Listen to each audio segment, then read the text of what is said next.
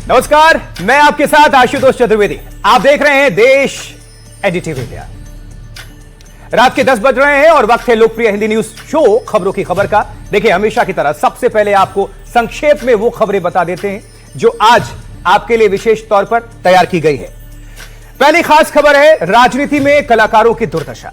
चुनाव में अक्सर उनका इस्तेमाल भीड़ जुटाने, वोट बढ़ाने और सीट जीतने के लिए किया जाता रहा है, लेकिन पार्टी और पॉलिटिक्स में ये अक्सर डेकोरेटिव ही होते हैं। ये लाइट कैमरे में तो रहते हैं, लेकिन इनके लिए एक्शन का ऐलान नहीं होता। बिहार चुनाव में भोजपुरी के एक बड़े कलाकार का अपमान किया गया है, वो भी सार्वजनिक मंच से। वहीं से यह कहानी शुरू होती है कलाकारों पर राजनीति की। सहा भी ना जाए और रहा भी ना जाए वाले डबल स्टैंडर्ड पर बात करेंगे। शर्त बस यह है कि रात 11 बजे तक आप बने रहिए हमारे साथ। और स्टोरी नंबर 2 कौन सी है? दूसरी खबर यह है कि बिहार के चुनाव में बिग बॉस की एंट्री होने वाली है, और ये बिग बॉस कौन है आपको बताएंगे। आज आपको यह भी बताएंगे कि महागठबंधन ने तेजस्वी को मुख्यमंत्री और सहनी को डिप्टी सीएम का चेहरा बनाकर सही किया या फिर गलत किया। बिहार चुनाव का ऊंट आज किस करवट झुक गया है, जानने के लिए मेरे साथ रहिए रात 11 बजे तक। और स्टोरी नंबर 3, तीसरी खबर यह है कि बिहार में चुनाव है, सबको वोट चाहिए, लेकिन बिहार का वोटर कई दशक से छठ पूजा में अपने घर पहुंचने के लिए भीड़ मुक्त रेल यात्रा की गारंटी मांगता रहा है। वो आज भी मांग रहा है, लेकिन उसकी यह मांग किसी राजनीतिक दल के मैनिफेस्टो में नहीं है। छठ पूजा के लिए शुद्ध जल की जरूरत होती है, लेकिन घर से दूर बिहारियों को गंदे जल में पूजा करनी पड़ती है। ये आप भी जानते हैं, हम भी जानते हैं। तो छठ पूजा के लिए निर्मल जल की गारंटी कौन देगा? निर्मल जल और भीड़ मुक्त यात्रा पर भी चर्चा करेंगे। बस शर्त वही है जो हमने दोहराया था। हमारे साथ बने रहिए रात 11 बजे तक। अब देखिए, आपको बता दें, आज सबसे पहले यह समझेंगे कि राजनीति में जब हीरो की एंट्री होती है तो वो नचनिया क्यों हो जाता है। राजनीति में जब गायक की एंट्री होती है तो वो बैंड मास्टर क्यों कहलाता है। राजनीति में अपना अभिनेता नायक और विरोधी दल का एक्टर खलनायक क्यों बना दिया जाता है। सिनेमा, लोक गायक, टीवी के एक्टर्स और एक्ट्रेस चुनाव का मुख्य चेहरा बनाए जाते हैं। हर दल इन्हें अपने पाले में खींचकर खुद को चमकाना चाहते हैं, लेकिन जैसे ही मतलब निकल जाता है या फिर एक्टर हार की वजह बनता है तो उसे नेता, उसकी कला भूल जाते हैं वही नेता, और इसके लिए अपमान वाले शब्द बोलने लगते हैं। नेता अपवाद नहीं है, हमारे समाज की भी यही सोच है। हम पर्दे पर ग्लैमर देखकर आंखें तो चौड़ी कर लेते हैं, लेकिन जैसे ही उनका सामाजिक सम्मान तय करना होता है उन्हें बहुत कम करके आंख लेते हैं। समाज और राजनीति के इस डबल स्टैंडर्ड को चुनौती देती हमारी ये रिपोर्ट देश की कला और कलाकारों के सम्मान को समर्पित है। मैथिली ठाकुर को प्रत्याशी बनाएंगे, लेकिन खेसारी को नाचने वाला बताएंगे। ठीक है,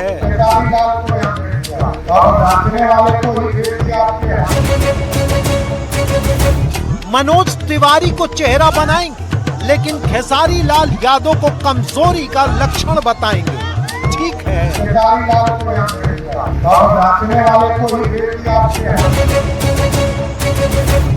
रवि किशन की प्रसिद्धि को भुनाएंगे, लेकिन खेसारी को लाइबिलिटी बताएंगे। ठीक है,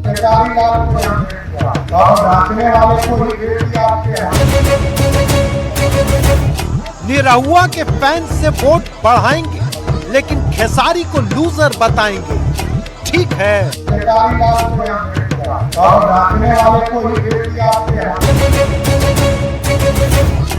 नितिन नवीन को मंत्री बनाएंगे, लेकिन निरहुआ को दोयम बताएंगे। ठीक है,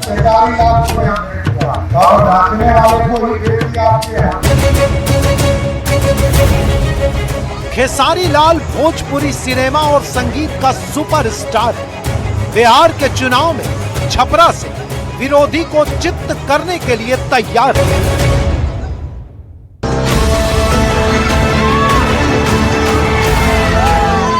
खेसारी लाल भोजपुरी सिनेमा और संगीत का सुपरस्टार है। बिहार के चुनाव में छपरा से विरोधी को चित्त करने के लिए तैयार है, लेकिन सम्राट चौधरी को खेसारी लाल में अपना विरोधी नहीं दिखता, कलाकार नहीं दिखता, बल्कि वो उन्हें नाचने वाला कहते हैं। ठीक है, मैं वो आजकल खेसारी लाल को यहाँ भेज दिया। अब किसी लोग के पास तो सब उम्मीदवार हार गया। सीएम गुप्ता जी पहले हरा दिए थे सबको, तो कोई उम्मीदवार नहीं बचा। तो जांचने वाले को ही भेज दिया आपके यहाँ। तो आप सोचिए, ये बहन हमारी छोटी कुमारी को वोट दीजिएगा तो बिहार में सुशासन होगा। और मैं आपको गारंटी देता हूँ, एनडीए के नेता के तौर पर आज बिहार बदल चुका है। ये लालू जी का बिहार नहीं है, गुंडों का राज नहीं है, जहाँ गुंडागर्दी होता था। किसी कलाकार को नाचने वाला कह देना बहुत पुरानी आदत है। ये समाज की उस सोच को सामने लाती है जिसमें कला और कलावंत को अच्छा नहीं माना जाता, कलाकार को समाज के लिए उपयोगी नहीं माना जाता। राजनेता जब कलाकार की गंभीरता पर सवाल खड़े करता है तो कहीं ना कहीं वो अपनी श्रेष्ठता की ग्रंथि का प्रदर्शन भी कर रहा होता है। वो बताता है कि समाज में वो श्रेष्ठ है, बाकी सब उसके पीछे चलने वाले समर्थक हैं। ठीक है। अरे भाई, तो उनके भी टीम में तो 4-4 नचनिया है, तो पहले अपने घर तो देख ले वो कि वो उन्होंने क्यों नचनियों का दिया। तो ये तो हमारे चारों भाइयों को सोचना है कि उनके ही टीम के, उनके ही घर के लोग उन्हीं के ग्रुप को नचनिया बोल रहे हैं। सॉरी, सम्राट भैया मेरे बड़े भाई हैं, मैं उनका टिप्पणी नहीं कर सकता, उनका आशीर्वाद चाहिए मुझे। उनको जो समझ में आता है, उनका जो संस्कार है, उस हिसाब से मुझे बोल रहे हैं। मेरा संस्कार है कि मैं अपने बड़े भाई को कुछ नहीं। मेरे पीछे आपको भोजपुरी के स्टार खेसारी लाल यादव दिखाई दे रहे हैं, लेकिन सबसे दिलचस्प तस्वीर देखिए, ये मोबाइल फोन्स जिसमें महिलाएं उनको कैद करना चाहती हैं। हर किसी के पास में फोन है। कोशिश इस बात की है कि खेसारी लाल यादव की एक फोटो या एक छोटा सा वीडियो उस फोन में कैद हो जाए। कला और कलाकार की भूमिका समाज में अलग, राजनीति और नेता की भूमिका बिल्कुल अलग है। सम्राट चौधरी बिहार के डिप्टी सीएम हैं। उनके पिता भी राजनीति में थे, कई पार्टियों में रहे और कई सरकारों में मंत्री भी रहे। खेसारी लाल यादव एक महीन रेखा खींचते हैं। कहते हैं कि नेता का काम विकास है, कलाकार का काम मनोरंजन। मैंने ईमानदारी से जनता का मनोरंजन किया है। मुझे एज ए कलाकार बिल्कुल बुरा नहीं लगता। मैं एज ए कलाकार देखूं तो एक संगीत का दौर था, संगीत का दौर है, और संगीत में कुछ भी गलत नहीं होता है। लोगों के मनोरंजन के लिए मैंने वो किया, मुझे वो समझ नहीं थी। वो संगीत का विषय है, ये विकास का विषय है। मेरे कहने का मतलब कि लोग कहने दीजिए, मेरे गंदे गाने की वजह से छपरा में तो पानी नहीं भर रहा है ना। ये जो नाला खराब हुआ है मेरे गंदे गाने की वजह से हुआ है। आज बच्चों का शिक्षा बर्बाद मेरे गंदे गानों से हो रहा है। आज अस्पताल जो लूजर हुआ है, अस्पताल की व्यवस्था बेहतर नहीं है, वो मेरे गंदे गानों की वजह से है नहीं ना। तो ये अलग विषय है और मेरे गाने और इंटरटेन अलग विषय है, उससे इसका लेना देना कुछ नहीं है। मैं इंसान कितना बेहतर हूँ ये सबको पता है। कलाकारों की राजनीति में एंट्री की परंपरा बहुत पुरानी है। राजनीति उनका इस्तेमाल अपने भले के लिए करती है। कई जगह जनसभा में भीड़ जुटाने के लिए कलाकारों की मदद ली जाती है। महानायक अमिताभ बच्चन का इस्तेमाल यूपी में हेमवती नंदन बहुगुणा जैसे दिग्गज नेता को हराने के लिए किया गया। स्मृति ईरानी छोटे पर्दे की बड़ी कलाकार है। उन्होंने गांधी नेहरू परिवार की पारंपरिक सीट अमेठी में राहुल गांधी को हरा दिया। ये राजनीति में एक चमत्कार जैसा माना गया है, लेकिन ऐसी प्रतिभा और क्षमता को अगर हम उसकी औकात से कम आके तो यह अन्याय ही माना जाएगा। सम्राट चौधरी के पाले में जो नायक खड़े हैं, उनके सामने भी हमने ये सवाल रखा, तो उनका जवाब सुनिए। अब इस पे मैं देखो, खेसारी बाबू चुनाव लड़ रहे हैं, बहुत अच्छी बात है। इस पे मैं कुछ नहीं बोलना चाहता, क्योंकि हम लोग बड़ी नैतिकता की राजनीति करते हैं। सबका अपना अपना विषय है। जो कोई पार्टी चुने उसका भविष्य खुद अपने हाथ में है। सम्राट चौधरी जी बहुत ही सभ्य व्यक्ति हैं और सम्राट चौधरी ने बिहार के लिए स्ट्रगल किया है, संघर्ष किया है, और बिहार को एक अध्यक्ष रहते हुए भी, डिप्टी सीएम रहते हुए भी उन्होंने बहुत कुछ दिया है। सम्राट चौधरी का बड़ा आदर है। जनता के मन में कलाकार के लिए जो प्यार और आकर्षण होता है वो गोंद की तरह स्थिर रहता है। कलाकार को इससे प्रसिद्धि मिलती है, उसकी कला को सम्मान मिलता है। राजनीति के लिए फैंस तैयार वोट बैंक की तरह होते हैं। जैसे दक्षिण भारत में अभिनेता से नेता बनने वालों की पूरी एक परंपरा है।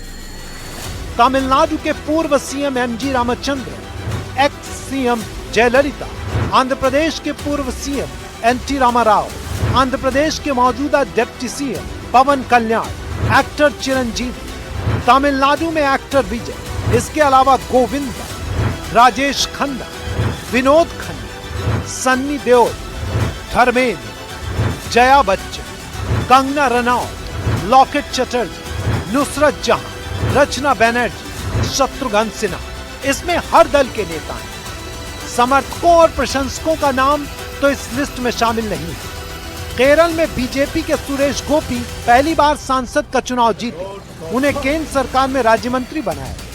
कहने का मतलब ये कि पार्टी जानती है कि गोपी के चाहने वालों में मैसेज लाउड एंड क्लियर पहुंचेगा और इससे बीजेपी के प्रचार प्रसार में मदद मिलेगी। ऐसी अद्भुत क्षमता के बावजूद अगर कलाकारों के साथ पॉलिटिक्स में दोहरे मापदंड अपनाए जाते हैं तो संदेश अच्छा नहीं जाता, समाज की गलत सोच को मजबूती मिलती है। इसलिए कलाकारों की प्रसिद्धि का इस्तेमाल करना है तो फिर उनके प्रति सच्चा सम्मान भी दिखाना चाहिए। ठीक है जी, सही सुना आपने, ठीक है। पहले इस्तेमाल करो फिर बदनाम करो। राजनीति में यह फॉर्मूला बहुत हिट है, सुपर हिट है। वैसे मैं खेसारी लाल के गानों का समर्थक नहीं हूं, लेकिन समाज में उनके समर्थक आप कह सकते हैं, जो उनकी कला से खुद को प्रसन्न रखते हैं, अपना मनोरंजन करते हैं।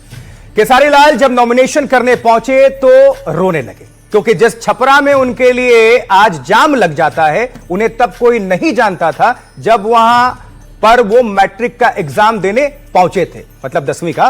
खेसारी बताते हैं कि उनके जो गाने अश्लील और गलत बताए जाते हैं, उन्हें सीखने के लिए उन्होंने गुड्डू रंगीला नाम के गायक के यहां 8 साल बतौर नौकर काम किया था। गुड्डू रंगीला से कला सीखने के लिए 8 साल नौकर बने रहे खेसारी लाल।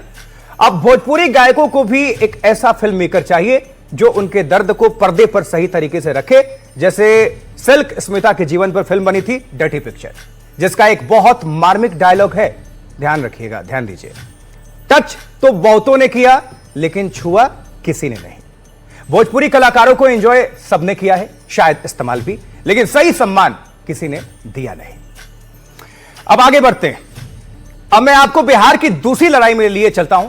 यहां पर चेहरा बनने का चक्कर चल रहा है। जी हां, महागठबंधन की फ्रेंडली फाइट में आज क्या हुआ यह शायद आपको पता होगा, लेकिन यह क्यों और कैसे हुआ मैं आपको यह बताऊंगा। आज की हमारी इस कहानी में कई किरदार हैं। हम एनडीए के डेवलपमेंट भी आपको बताएंगे और महागठबंधन के भी, लेकिन सबसे पहले आप देखिए कि महागठबंधन में जो गांठें थीं वो किस हद तक खुले।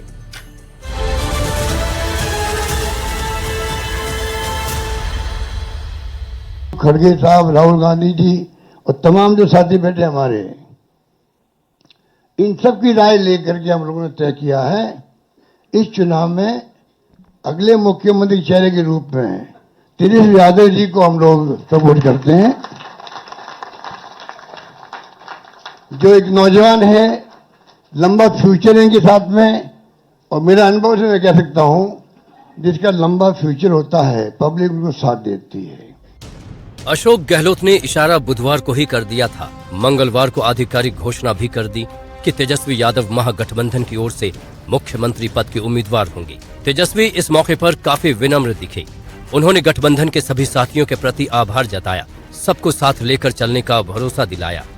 हम दिल से धन्यवाद देते हैं कि सभी महागठबंधन के साथियों ने मुझ पर पुनः भरोसा जताया है।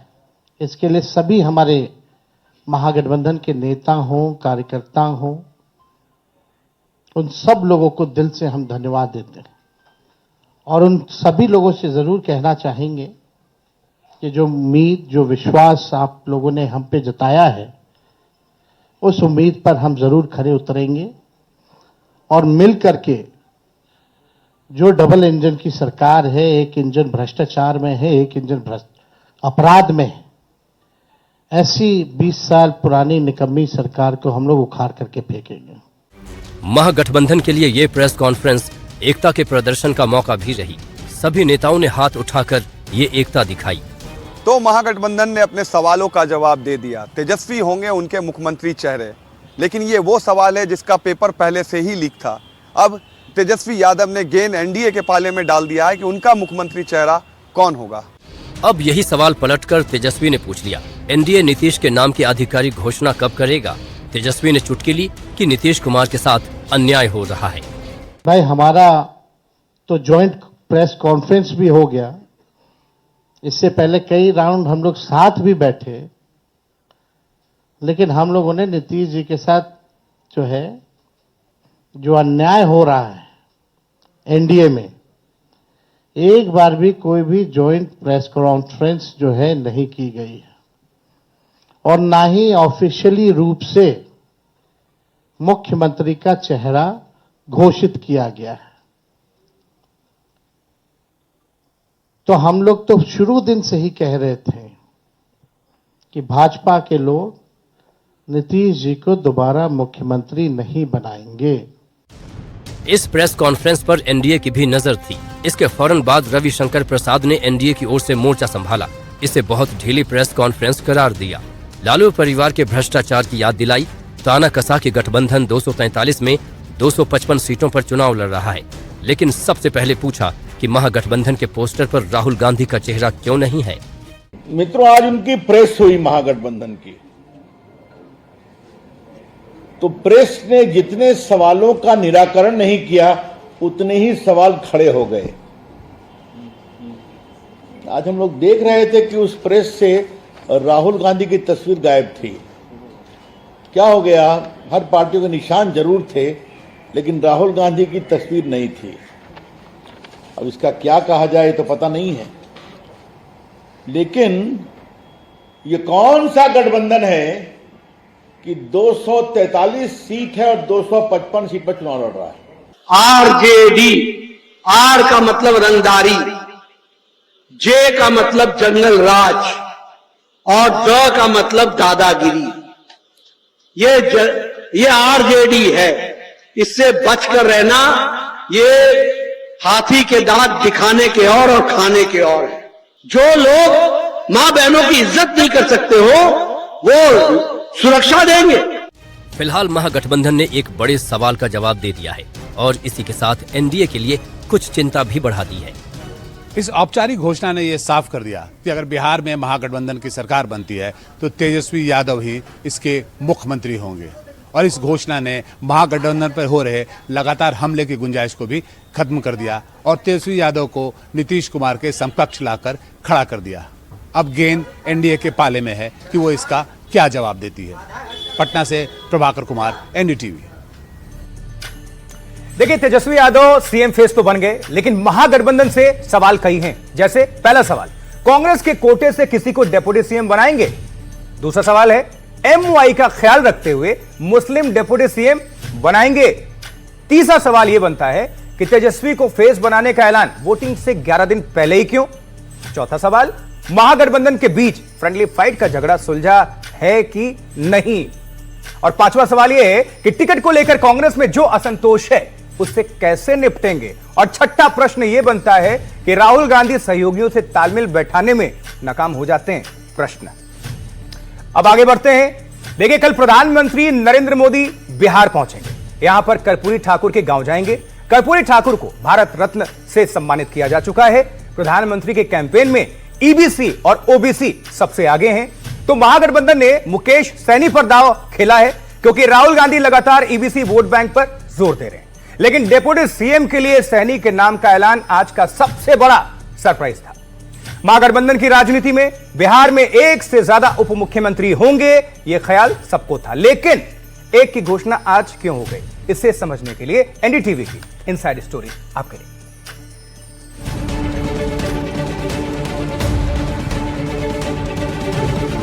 महागठबंधन की इस साझा प्रेस कॉन्फ्रेंस में अगर कोई ऐलान चौंकाने वाला रहा तो उप मुख्यमंत्री के तौर पर मुकेश सहनी के नाम का ऐलान था। बिहार में एक से ज्यादा उप मुख्यमंत्री होंगे, ये ख्याल सबको था, लेकिन एक की घोषणा आज क्यों हो गई? एनडीटीवी की इनसाइड स्टोरी जानिए। ये पोस्टर और खाली कुर्सियां उस खींचतान की चुगली करती हैं जो महागठबंधन की प्रेस कॉन्फ्रेंस के बिल्कुल शुरू होने तक चलती रही। इसी वजह से जो प्रेस कॉन्फ्रेंस 11:30 बजे शुरू होनी थी वो 1 घंटे से ज्यादा देरी से शुरू हुई। प्रेस कॉन्फ्रेंस में तेजस्वी के अलावा एक और नाम घोषित हुआ जिस पर सब कोई हैरान भी हुए। ये था उप मुख्यमंत्री उम्मीदवार के तौर पर मुकेश सहनी के नाम का ऐलान। साथ में सबकी राय बनी है कि जो हमारे अन्य पिछड़ा वर्ग के साथी हैं, मुकेश सहनी जी, जिनको आप सब जानते हैं, मुकेश सहनी जी, जो एक संघर्ष करते हुए यहाँ तक पहुंचे हैं, अपनी पार्टी बनाई है, अपनी अकल होशियारी से, अपनी मेहनत से बनाई है, गरीबों के मसीहा के रूप में, अपनी कौम के मसीहा के रूप में उभर के आए हैं। ऐसे नौजवान को हमने तय किया है वो उप मुख्यमंत्री होंगे। साथ में मुकेश सहनी ने इसे पिछड़ों का सम्मान बताया और याद किया कि किस तरह बीजेपी ने उन्हें तोड़ने की कोशिश की थी। आज ये समय बेसब्री से 3.5 साल से मैं इंतजार कर रहा था, वो घड़ी आ चुकी है। सिर्फ वीआईपी पार्टी नहीं, मुकेश सहनी नहीं, लाखों कार्यकर्ता वीआईपी का आज मजबूती से इस समय का इंतजार कर रहे थे कि भाजपा ने जिस तरीके से हमारे पार्टी को तोड़ा, हमारे विधायक को खरीदा और एक गलती पिछड़ा मल्लाह का बेटा को रोड पे ला दिया, उस समय से लगातार पूरे बिहार में हाथ में गंगा जल लेकर संकल्प पूरे बिहार में हमने किया था कि भाजपा को जब तक हम तोड़ेंगे नहीं तब तक छोड़ेंगे नहीं। लेकिन मुकेश सहनी का नाम अचानक कहां से आया? महागठबंधन के विश्वसनीय सूत्रों से एनडीटीवी को ये पूरी कहानी मिली है। पटना के जिस होटल मौर्या में ये प्रेस कॉन्फ्रेंस हुई, उसके अलग अलग कमरों में ये कहानी चलती रही। मुकेश सहनी भी होटल मौर्या में ही रुके हुए थे, लेकिन वो प्रेस कॉन्फ्रेंस में जाने को तैयार नहीं थे। उनका कहना था कि उन्हें उप मुख्यमंत्री उम्मीदवार घोषित किया जाए। आखिर इसीलिए उन्होंने 25 सीटों से कम पर चुनाव लड़ने को हामी भरी। इसके बाद तेजस्वी और अशोक गहलोत ने उन्हें बुलाकर बात की। मुकेश सहनी का कहना था कि वो ऐसी घोषणा के बिना अपने मल्लाह वोटरों के बीच कैसे जाएंगे। इसके बाद पटना से दिल्ली तक फोन घनघनाने लगी, चर्चाओं का नया दौर चल पड़ा। अशोक गहलोत ने कृष्णा अल्लावरू से बात की, उन्होंने दिल्ली में आला कमान से भी बात की। आला कमान ने संदेश दिया कि सहनी की बात मान लेनी चाहिए। सीपीएम माले नेता दीपंकर भट्टाचार्य को भी बुलाया गया, जो 1 घंटे से प्रेस कॉन्फ्रेंस के लिए बैठे हुए थे। भट्टाचार्य ने मुकेश सहनी की उम्मीदवारी का विरोध नहीं किया। इस तरह उनकी उम्मीदवारी का रास्ता साफ हो गया। हालांकि एनडीटीवी से बातचीत में मुकेश सहनी दबाव बनाने की बात से इनकार करते रहे, लेकिन उनकी मुस्कुराहट राज खोलती रही। प्रेस कॉन्फ्रेंस भी आपके चलते 1 घंटे डिले हुआ है, आपको मनाने में लोग लगे रहे। नहीं, ऐसी कोई बात नहीं है। कुछ नहीं, ऐसी बात नहीं। बहुत ऐसी चीजें हैं जिसके कारण थोड़ा सा आगे पीछे हुआ है, बट मेरे आपकी मुस्कुराहट जो है उसका जवाब दे रही है। 1 घंटा आपके चलते प्रेस कॉन्फ्रेंस आज डिले हुआ है क्योंकि आप मान ही नहीं रहे थे। हम लोग बोलते हैं ना, रूस गए थे, तो आप रूस गए थे। नाराज तो पहले से डे 1 से क्लियर है। और सीट को लेके कुछ जगह पे जो फ्रेंडली फाइट है, वो सब चीज को लेके थोड़ा सा बात हो रहा था और मुझे लगा वो भी क्लियर हो गया है। ये सवाल हालांकि बचा हुआ है कि क्या उप मुख्यमंत्री पद के और भी उम्मीदवार होंगे? क्या कांग्रेस या लेफ्ट फ्रंट से भी कोई उम्मीदवार होगा? कांग्रेस ने फिलहाल इस सवाल को टाल दिया, तो सीपीएम माले ने कहा वो ऐसी रेस में नहीं। क्या कांग्रेस से भी कोई डिप्टी सीएम होगा इन फ्यूचर? ये सब महागठबंधन मिलकर निर्णय लेते हैं। बहुत जरूरी ये है कि तमाम सामाजिक वर्गों से को प्रतिनिधित्व मिले, ये आवश्यक होता है। इससे भी कोई डिप्टी सीएम सरकार बनेगी तो कोई नाम आप लोग देंगे? लेफ्ट की बात हमसे मत पूछिए, हमारी पार्टी के बारे में मैं कह सकता हूँ कि माले इस रेस में नहीं है। वैसे महागठबंधन के भीतर इसे आपसी खींचतान की मिसाल भी कह सकते हैं, और इसके बावजूद लचीलेपन की भी। मुकेश सहनी ने अपनी महत्वाकांक्षा का इजहार बहुत पहले ही कर दिया था, लेकिन पिछली बार उन्हें अपेक्षित परिणाम नहीं मिले। लेकिन माना जा रहा है कि उनके कुनबे पे उनकी पकड़ मजबूत हुई है, इसीलिए तेजस्वी यादव ने उनकी बात का मान रखा और महागठबंधन का संकट दूर किया। पटना से प्रभाकर कुमार, एनडीटीवी। और देखिए, जैसा कि हम सभी जानते हैं कि महागठबंधन में बहुत सी गांठें थी, दरारें थी, लेकिन गहलोत पहुंचे और सब कुछ सामान्य यानी ठीक होने लगा। सवाल है कि महागठबंधन के दलों के बीच आम राय बनी कैसे? अब बताया जा रहा है कि अशोक गहलोत ने इसमें बहुत बड़ी भूमिका निभाई है, लेकिन अंदर की बात क्या है, चलिए मिलकर देखते हैं हमारी स्पेशल रिपोर्ट।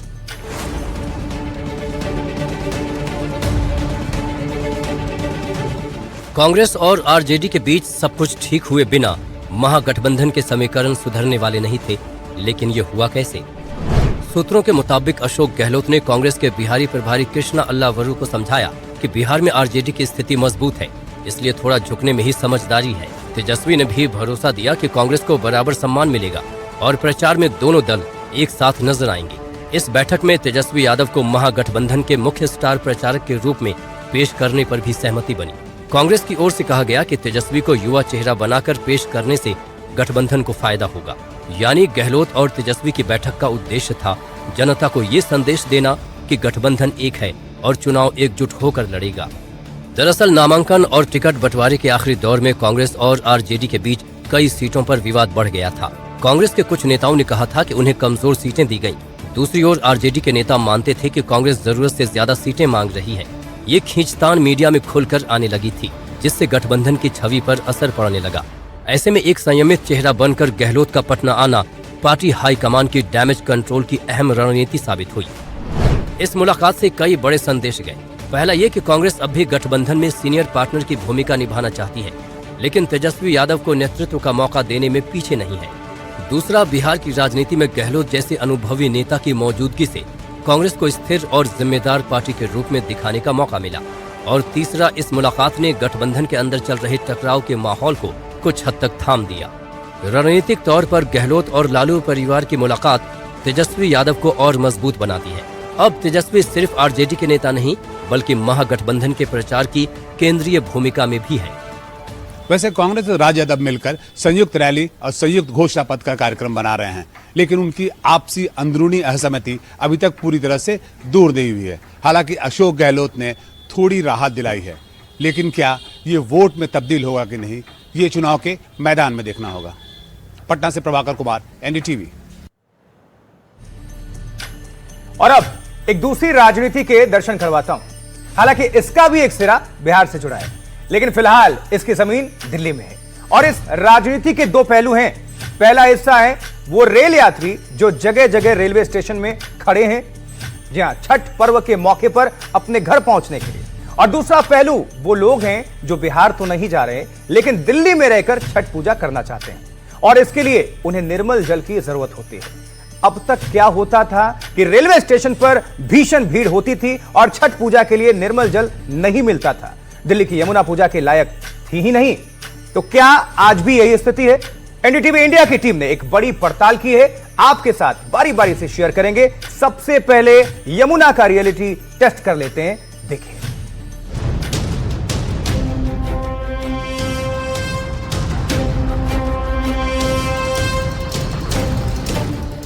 यमुना के किनारे दिल्ली जल बोर्ड का कैंप ऑफिस खुल गया है। यहां पर पानी को टेस्ट करने की लैब भी लगा दी गई है। तरह तरह की मशीनें लगी हुई हैं। जांच इस बात की हो रही है कि दिल्ली की यमुना छठ पूजा के लायक है, दिल्ली की यमुना का पानी आचमन के लायक है, दिल्ली की यमुना स्नान के लायक है। इन सवालों का जवाब जानने के लिए हमारी टीम दिल्ली में दो जगह पहुंची। दिल्ली के कालिंदी कुंज में श्रेया और दिल्ली के मदनपुर खादर के पास अनुष्का। जहाँ पे खड़े हैं कालिंदी कुंज घाट में, इधर मेरे लिए personally I can smell the pungent smell. एक बहुत ही एक स्ट्रॉन्ग स्मेल है और थोड़ा इरिटेशन भी हो रहा है आंखों में, एक बर्निंग सेंसेशन है। यमुना में किस तरीके से जो झाग है वो अभी भी थोड़ी बहुत देखने को मिल रही है। हालांकि हम देख रहे हैं डीजेबी के जितने भी ऑफिशियल्स हैं वो यहाँ पर पहुंचे और लगातार सफाई को लेकर के जो सरकार है उसने भी कमर कसी है। लगातार हम देख रहे हैं कि विपक्ष की तरफ से भी आरोप लगाए जा रहे हैं कि केमिकल्स का इस्तेमाल किया जा रहा है और यमुना की सफाई जो है वो नहीं की जा रही, सिर्फ झाग हटाने की कोशिश की जा रही है। अब दो बातें सामने आती हैं। पहली ये कि पानी पहले की अपेक्षा साफ दिख रहा है। दिल्ली जल बोर्ड रात दिन मेहनत कर रहा है, लेकिन सवाल अभी भी वही था कि क्या यमुना छठ के लिए तैयार है? अपनी रिपोर्ट तैयार करने के क्रम में जब हमारी टीम दिल्ली में जगह जगह घूम रही थी तो हमें मुनक नहर के पास दिल्ली की सीएम रेखा गुप्ता अपने पूरे लाव लश्कर के साथ मिली। लगभग 1000 जगह दिल्ली के अंदर अभी तक तैयारियां शुरू हो चुकी हैं और भी लोग अप्लाई करेंगे, उसको भी हम करेंगे। और 17 पॉइंट हमने यमुना जी पे बनाए हैं जो कई किलोमीटर के भी पॉइंट है। वो 17 के 17 बिल्कुल मॉडल, खूबसूरत और बिल्कुल दिव्य छवि देने वाले छठ की तैयारी के पॉइंट हमने तैयार किए हैं। और उसके साथ में बाकी भी जो 1000 से अधिक पॉइंट जो अंदर शहर के अंदर छठ मनाई जाएगी उनके लिए भी हमारी मशीनरी पूरी तरीके से लगी है। दिल्ली सरकार काम कर रही है। आज से पूरी दिल्ली में जितनी भी जगह दिल्ली में छठ मनाई जा रही है, हमारे सभी विधायक, हमारे सभी मंत्री, पार्षद, सांसद, सब लोग इन छठ घाटों पे तैयारियों का जायजा एवं स्वच्छता अभियान, ये कार्यक्रम हमने शुरू किया है जो 26 तारीख तक चलेगी। दिल्ली सरकार का दावा दिव्यता, भव्यता, पुष्प वर्षा, चाय पानी की व्यवस्था मॉडल घाट के स्तर पर है, लेकिन हमें तो जवाब ये चाहिए कि यमुना का पानी छठ में नहाने, आचमन करने लायक है या नहीं। दिल्ली के संस्कृति मंत्री कपिल मिश्रा हमारी टीम को मिले, वो भी छठ तैयारियों का जायजा लेने आए थे। यमुना पे छठ पूजा कराने की मांग करते हुए बहुत से दिल्ली के लोगों के ऊपर केजरीवाल सरकार ने मुकदमे दर्ज कराए थे और उनको जेल में डालने की साजिश रची थी। जो लोग ये चाहते थे कि छठ की पूजा यमुना तट पर हो, उनके ऊपर मुकदमे दर्ज कराने का पाप केजरीवाल ने किया था। आज मुख्यमंत्री महोदया ने एक ऐतिहासिक निर्णय लिया है कि ऐसे सभी मुकदमे जो छठ व्रतधारियों पर, छठ पूजा करने वालों पर किए गए थे, वो सभी मुकदमे दिल्ली सरकार विड्रॉ करेगी। यमुना के किनारे छठ पूजा होगी, वो भव्य होगी और पूरी सरकार उसमें एक पैर के बल खड़ी है। सारे सांसद, विधायक, पार्षद सब लगे हुए हैं, लेकिन बीजेपी ने चुनाव में जो वायदा किया था वो पूरा होगा। दोस्तों, आपको जानकर हैरानी होगी कि अरविंद केजरीवाल की सरकार ने कई वर्षों तक यमुना के तट पर पूजा नहीं होने दी और कुछ ना कुछ बहाने बनाते रहे, कभी कोर्ट के आदेश का बहाना करते रहे। लेकिन जब पूरी जानकारी सामने आई है, अनैतिक रूप से हमारे पूर्वांचल के भाई बहनों को यमुना के तट पर रोकने का काम अरविंद केजरीवाल की सरकार ने किया था और हमारी मुख्यमंत्री बहन रेखा गुप्ता ने आते ही सबसे पहला काम जो किया कि इस बार यमुना के तटों पर हम पूजा अर्चना कर पाएंगे। यमुना के किनारे छठ पूजा होगी, दिव्य, भव्य, ऐतिहासिक होगी, लेकिन सवाल वही बाकी है कि यमुना का पानी शुद्ध होगा या नहीं, क्योंकि कुछ दिन पहले दिल्ली में यमुना के किनारे झाग पर केमिकल का छिड़काव हो रहा था और अभी भी यमुना के पानी में झाग के टुकड़े दिख रहे हैं।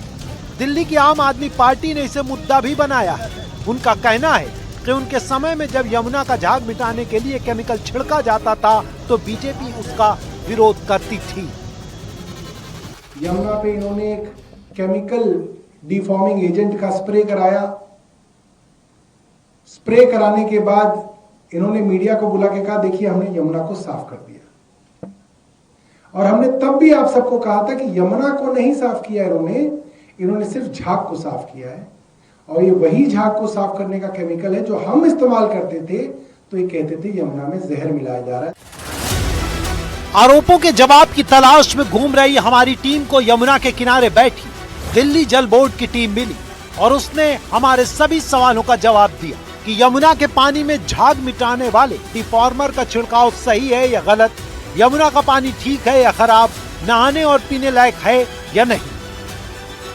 बिफोर एंड आफ्टर एडिंग डिफॉर्मर, डिफॉर्मर से पहले और बाद में गुणवत्ता समान रहती है और डिफॉर्मर पानी की गुणवत्ता पर किसी भी प्रभाव को बढ़ाने के लिए जिम्मेदार नहीं है और वह गुणवत्ता जो हमें कालिंदी कुंज घाट में मिल रही है, यह छठ पूजा के दौरान स्नान करने वाले व्यक्ति के लिए बहुत अच्छी है। Kalindi Kunj Ghat, it's very good for the person who will take bath during Chhath Puja celebrations. Deformer, it is also, you can also find the amount, certain percentage in the skin creams. So it make a thin film and it doesn't change any parameter. If you see the parameters of the dissolved oxygen, other parameters before and after, there is no change. Almost similar value, similar. So this indicates there is no impact on the water quality and water chemistry after using the deformer at this concentration. We are checking pH and electrical conductivity in the sample after addition of deformer, and before addition the pH was 7.52 and after addition it's 7.57, and the electrical conductivity, which was before adding deformer 1007 microsiemens per centimeter, it's 1004 microsiemens per centimeter. There's no drastic. Permissible limit of the pH is 6.5 to 8.5, and at the 7 water is absolutely neutral. So the pH level is very good at the site. यहाँ नहाता है और इसका quantity बहुत कम होती है और contact period कम है, तो इसलिए कोई स्किन के ऊपर असर नहीं करता है। वही दिल्ली जल बोर्ड, वही अधिकारी, तो फिर अचानक ऐसी कौन सी चाबी घूम गई कि परिणाम सामने आने लगे। it is extreme enforcement of the directives of the senior executive officer Mr. Kausala Sharma, who brought from UP cadre to Delhi, particularly for the Yamuna action cleaning processes. So he is implementing from the day one and working hard on this issue and guiding us for carrying good work. And he's getting the report on regular basis and daily basis and monetizing, having self-monitoring system, develop the self-monitoring system over there. अब घाट में खड़े BJP के expert आचमन करके सबूत दे रहे हैं कि हमारी सरकार ने यमुना को छठ पूजा के लायक बना दिया है. And this is the report of DPCC for August and September. And in this premises, there is a online monitoring. For last 11 years, the dissolved oxygen at Kalindi was 0. And today you are standing here, dissolved oxygen 4.5 to 5.5. The pH is 7.5.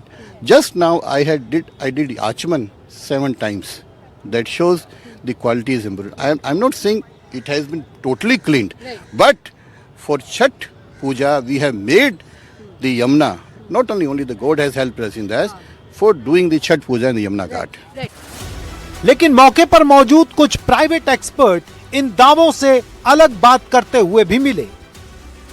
काफ़ी dilution है नदी के अंदर. उसके पीछे कारण ये है कि बारिश अक्टूबर तक में बड़ी हैवी रेन आई थी, जबकि आम सालों में सितंबर के अंदर बारिश बहुत कम हो जाती है और इस बार सितंबर में और अक्टूबर में है. तो नदी के अंदर फ्रेश पानी काफ़ी अवेलेबल है जो पीछे से आ रहा है, जिसके कारण डाइल्यूशन हो रहा है और इसलिए आपको फ्रोथ कम दिख रही है. लेकिन फ्रोथ का होना ये बताता है कि इसके अंदर सीवेज है जो हमारे घरों का मलमूत्र के साथ मिलकर हमारा सोप, डिटर्जेंट और इन सब का रेजिड्यूज हैं वे सारे इसके अंदर हैं, इसीलिए ये आपको फ्रोथ दिख रही है. तो ये चिंता की बात है. और अभी थोड़ा बहुत हम खुश हो लें कि पानी पहले से थोड़ा साफ़ है, तो ये नेचर का कमाल है जो इस बार थोड़ा अपवाद के रूप में बारिश का. देखिए, डिफॉर्मर अपने आप में केमिकल है जो कि एनवायरमेंटली फ्रेंडली नहीं है. इसका इस्तेमाल करना पानी को फर्दर पॉइजनिंग, उसके अंदर टॉक्सिसिटी बढ़ाना है. लेकिन पानी पहले ही काफ़ी टॉक्सिक है, उसके अंदर और बढ़ा दो हार्डली कोई फ़र्क पड़ता है. तो ये एक तरह के प्रॉब्लम को मास्क कर रहे हैं डिफॉर्मर यूज़ करके, कि जो समस्या है कि सीवेज है पानी के अंदर जिसके झाग बनते हैं, तो उसको छिपाने की कोशिश है डिफॉर्मर का इस्तेमाल करना है. इससे कोई प्रॉब्लम सॉल्व नहीं होती है. तो इसका कोई नदी के लिए कोई महत्व नहीं है. बीमारी को छिपाना कोई महत्वता नहीं है. बीमारी दिखेगी तो बीमारी को सॉल्व करने की कोशिश करेंगे. तो नैरेटिव को किल करने की कोशिश है कि एक तरफ नैरेटिव बिल्ड होता है यमुना गंदी है तो इसको साफ़ करो, तो उसको किल करने की कोशिश है, जो कि एक अच्छी बात नहीं है. इसकी जड़ पर काम करना चाहिए. जो सीवेज जो निकलता है शहर से उसको ना डालें तो बिल्कुल ट्रीटेड डालें. ये विल पावर होनी चाहिए सरकार में, जो कि दिख नहीं रही है. हमारी टीम को कुछ ऐसे लोग भी मिले जिन्हें यमुना को छठ में इस्तेमाल करना है. उनकी राय भी पहले से बेहतर है. संगम बिहार में रहते हैं. टुन्नी देवी. इस बार पानी कैसा लग रहा है? आप पानी में बहुत टाइम से मैं देख रही हूँ आप पूजा कर रहे हो. आप पिछले साल इधर आए थे? पिछले साल तो बढ़िया है आज पानी. और इस बार सही है पानी.